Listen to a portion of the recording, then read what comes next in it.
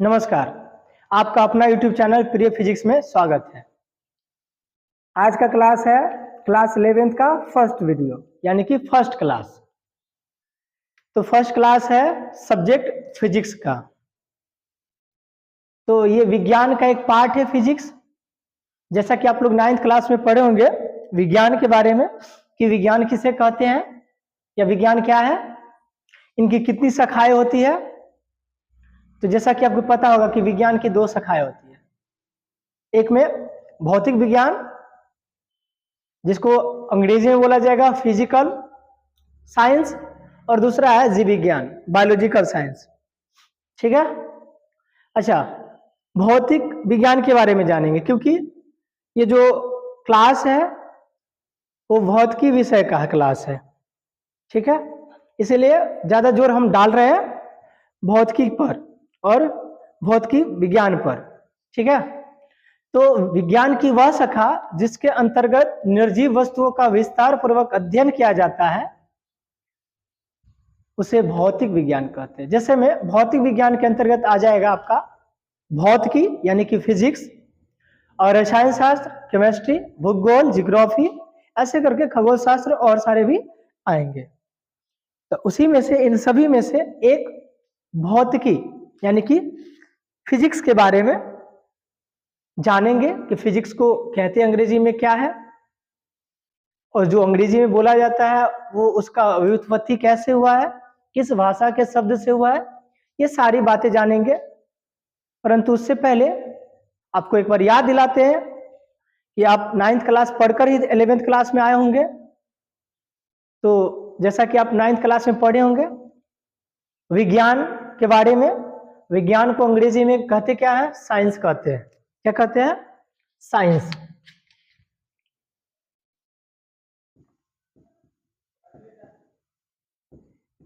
SCIENCE, science. विज्ञान को अंग्रेजी में साइंस कहते हैं। ये जो साइंस जो दिखाई दे रहा है आपको वर्ड, अंग्रेजी वर्ड, इसकी व्युत्पत्ति अर्थात करने का मतलब ये किस शब्द से लिया गया है। साइंस जो है ना, लैटिन भाषा के शब्द साइंटिया से लिया गया है। ठीक है, किससे लिया गया? साइंटिया से। SCIENTIA, साइंटिया जो है ना आपका, साइंटिया लैटिन, ये जो है लैटिन भाषा शब्द है जिसका अर्थ जो होता है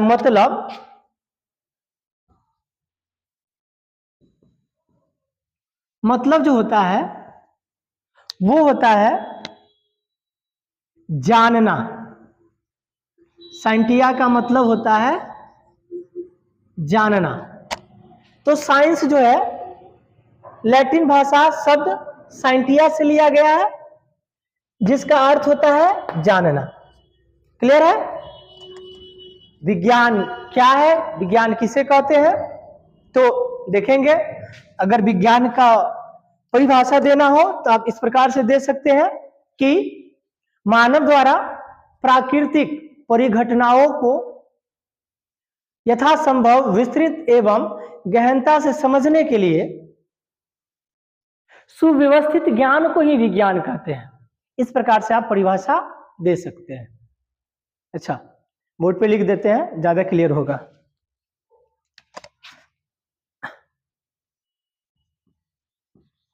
मानव द्वारा प्राकृतिक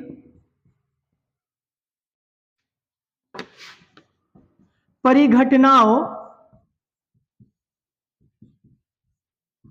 को यथासंभव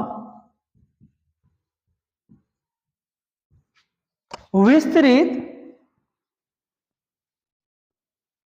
एवं गहनता से समझने के लिए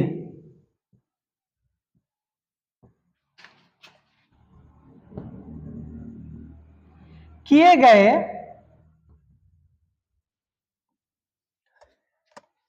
गहनता से समझने के लिए किए गए सुव्यवस्थित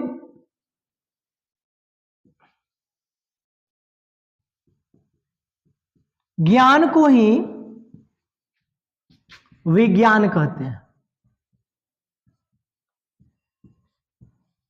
ठीक है, अब इस प्रकार से भी आप विज्ञान का परिभाषा दे सकते हो।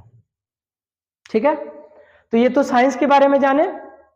अब बढ़ते हैं फिजिक्स के बारे में। ठीक है, भौतिकी, जैसा कि आपको पता है भौतिकी को अंग्रेजी में फिजिक्स कहते हैं।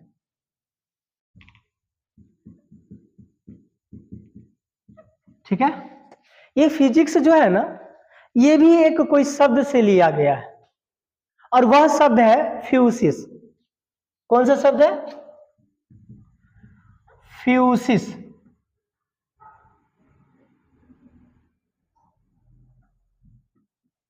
फ्यूसिस ये जो है ना, फ्यूसिस आपका ग्रीक भाषा का शब्द है। ग्रीक भाषा शब्द है। अच्छा, ये जो फिजिक्स जो है ना, फ्यूसिस यानी कि ग्रीक भाषा शब्द फ्यूसिस से फिजिक्स लिया गया है। फ्यूसिस का अर्थ होता है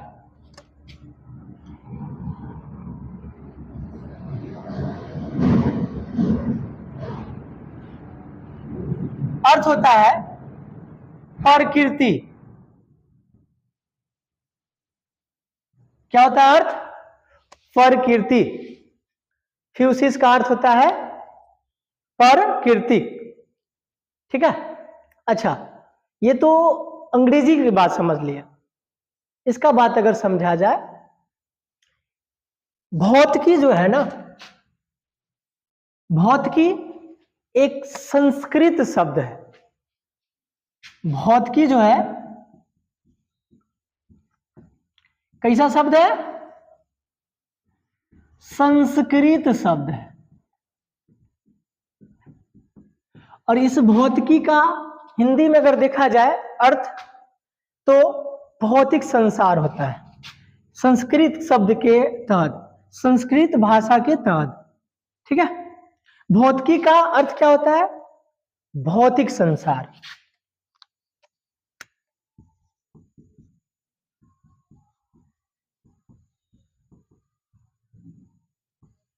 ठीक है, फिजिक्स जो है ना, ग्रीक भाषा शब्द फ्यूसिस से लिया गया है, जिसका अर्थ क्या होता है? प्रकृति होता है। भौतिकी कौन सा शब्द है? संस्कृत शब्द है, जिसका मतलब क्या होता है? भौतिक संसार होता है।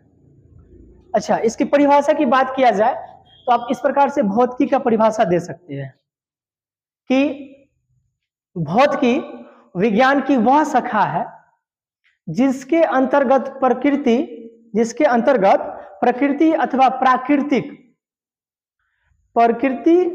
अथवा प्राकृतिक घटनाओं का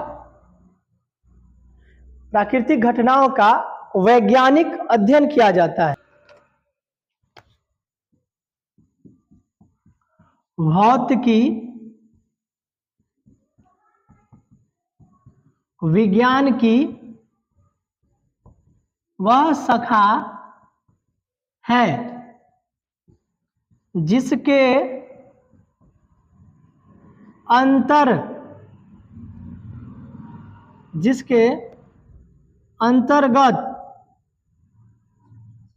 अंतर्गत प्रकृति अथवा प्राकृतिक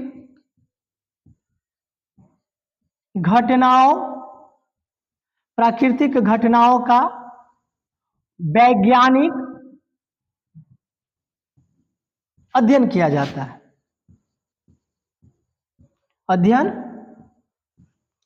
है। क्लियर है? ऐसे आप परिभाषा दे सकते हो, है ना? एकदम मक्खन। चलिए,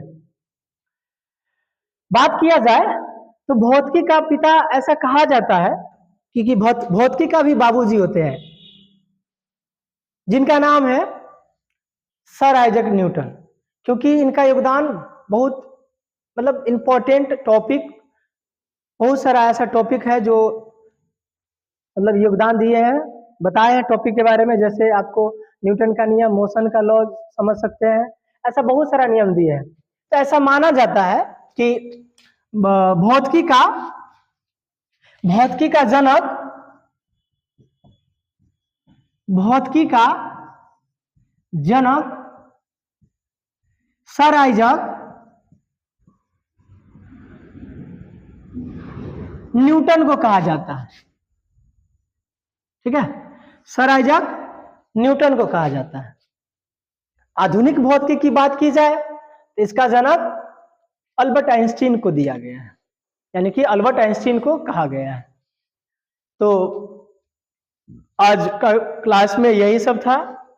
विज्ञान के बारे में जो कुछ भी थोड़ा बहुत जानना था वो भौतिकी के बारे में, क्योंकि भौतिकी के रूप में भौतिकी के बारे में डिटेल्स जानना जरूरी इसलिए है क्योंकि हमारा जो क्लास होगा ना वो भौतिकी का ही है, तो जरूरी है। अब जिस सब्जेक्ट को हम पढ़ रहे हैं, रीड कर रहे हैं, उसके बारे में हमको कुछ पता नहीं है तो ये तो गलत है ना, पता होनी चाहिए ना। इसीलिए आपसे आप पढ़ रहे हैं, आपसे पूछ दिया भौतिकी किसे कहते हैं, कि इसका जनक कौन है, ये जो फिजिक्स वर्ड जो है इसका किस वर्ड से लिया गया है, किस भाषा के वर्ड से लिया गया, ये सब बताना पड़ेगा, आपको जानकारी रहेगा तभी तो ये शुरुआती इंट्रोड्यूस है, केवल हल्का सा साइंस का और फिजिक्स का। आगे के क्लास में हम देखेंगे कि आगे के क्लास में देखेंगे जो पहला चैप्टर है 11th के, मात्रक और मापन। ठीक है, यूनिट एंड मेजरमेंट। एक चीज और भी हम बताना चाहते हैं, अगर आप इसको एग्जाम्पल के तौर पर दे सकते हैं कि भौतिकी विज्ञान की वह शाखा है ना जिसके अंतर्गत प्रकृति अथवा प्राकृतिक घटनाओं का वैज्ञानिक अध्ययन किया जाता है। तो जैसे में समय से सूर्योदय होता है और सूर्यास्त भी होता है, इस घटना के बारे में आप जो अध्ययन करेंगे ना विज्ञान की जिस शाखा में, वो भौतिकी कहलाएगा। क्या होता है, बादल बनता है और बारिश होता है, बादल बनना और बारिश होना। जब आप कोयले को जलाते होंगे उसमें सुषमा निकलता है, ये सब घटना है। ठीक है, और सारे बहुत सारा उदाहरण है अब देने का, जैसे कि मौसम बदलता है, ऋतुओं का बदलना, ये भी हो सकता है। ठीक है, आंधी चलता है। ठीक है, तो आज का क्लास में इतना ही। नोट कर लिए, नोट कर लीजिएगा, नोट कर लीजिएगा, नहीं नोट कर लीजिए। ठीक है, ये शुरुआती है, आपको हर रोज एक एक वीडियो मिलेगा क्लास 11th का। आप एकदम ये जो फिजिक्स जो है ना जीरो से स्टार्ट किया गया है, और आप जीरो से स्टार्ट करेंगे तभी आप हीरो तक पहुंचेंगे, समझ गए ना। तो ये आज का क्लास है, कल की क्लास में देखेंगे मात्रक और मापन में क्या है। ठीक है, उसमें पढ़ना है आपको भौतिक राशि, भौतिक राशि को कितने वर्ग में बांटा गया है, 2 वर्ग में दिशात्मक आधार पर, और ठीक है ये सब करके बताएंगे। ठीक है, तो फिर मिलते हैं नेक्स्ट वीडियो में। आज के लिए इतना ही।